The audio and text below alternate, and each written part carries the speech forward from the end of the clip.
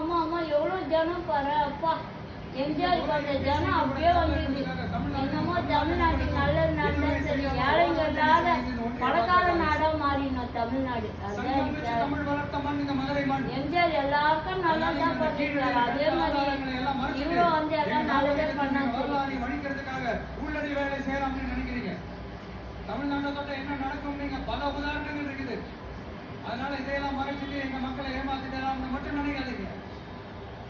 அப்போ 26ல ஜெயிச்சிருவாரு போல இருக்குல்ல. 26ல கண்டிப்பா வாய்ப்பு ரொம்ப ஜாஸ்தி இருக்கு. எவ்வளோ ஜனம் அம்மா அம்மா அம்மா இந்த மாதிரி ஜனம் எம்ஜிஆர் இருக்கும்போது பார்த்துட்டான். அதோட இப்பதான் பாக்குறேன். நீ யாருக்குமா போடுவ?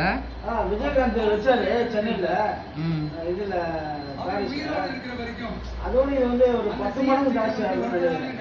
நம்ம ஓட்டு யாருக்குமா போட போறீங்க? சின்ன வயசுல எங்க அம்மா தூக்கிட்டு போச்சு. அப்ப எனக்கு ஞாபகம் இருக்கு. அவ்வளோ ஜனம் எம்ஜிஆர் வந்து இப்படி 2 இடம் காட்டு இப்படி 2 கை காமிச்சாலும் போறோம். அவ்வளோ ஜனம். எம்ஜிஆர் வந்து இதுல நம்ம அமெரிக்காவுக்கு போயிட்டு வந்தாரு. அப்போ வந்து காங்கிரஸ் அலையன்ஸ் இருந்தது. அந்த காங்கிரஸ் அலையன்ஸ் இருக்க சொல்ல எம்ஜிஆரால பேச முடியாது. அப்போ ராஜீவ்காந்தி வந்திருந்தாரு.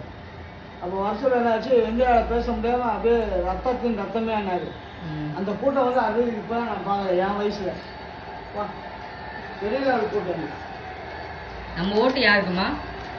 அதெல்லாம் அப்பதான் டிசைட் பண்ண. அவங்களுக்கு சொல்ல மாட்டேன். அது அப்பமா டிசைட் பண்ண. அது அவங்க தனிப்பட்ட முறை. அது வெளியே சொல்லக்கூடாது.